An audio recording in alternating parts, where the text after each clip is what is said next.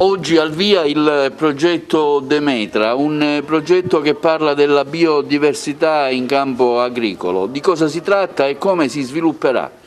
Si tratta di un progetto finanziato dal PSR Sicilia, nella fattispecie di azioni 10.2 e 4.4a, che riguarda azioni materiali e immateriali per la conservazione, catalogazione e promozione della biodiversità coltivata nel bacino del Mediterraneo. Oggi il primo seminario, ne sono previsti altri 2, più 3 corsi da 60 ore rivolti a tutti i quadri tecnici del territorio. Di cosa si tratta? Si tratta di realizzare sostanzialmente 4 campi di conservazione delle principali specie di interesse agrario e un campio di conservazione dei semi antichi, di cereali e di legumi antichi.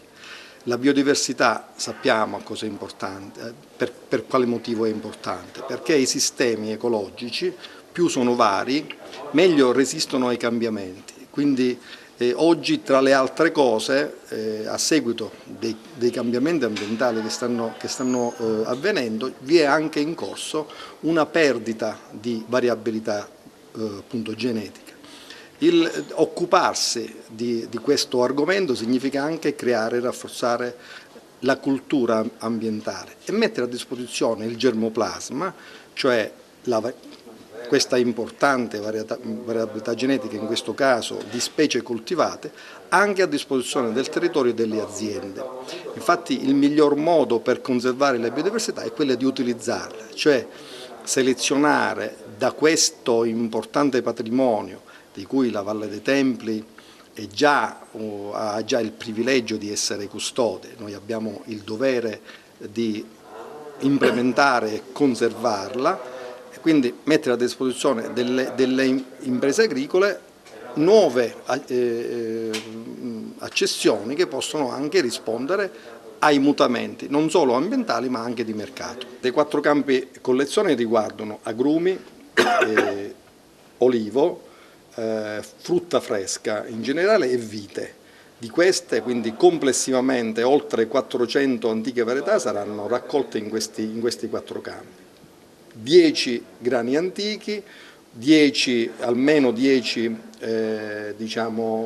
semi di leguminosi antiche. Il tutto serve a sostenere le aziende che vogliono riprendere la produzione attraverso il rispetto dei ritmi naturali e andando verso la dimensione dell'eccellenza, perché molte di queste varietà esse stesse rispondono a standard di qualità molto elevato, ma addirittura conservano quei geni che servono a rispondere alle necessità. Immaginiamo i cambiamenti climatici, se la temperatura dovesse aumentare così per come è previsto, abbiamo bisogno di nuove varietà che resistono a queste nuove condizioni e questo lo possiamo fare se abbiamo conservato nella cassaforte della custodia di queste varietà i geni che riguardano queste antiche accessioni.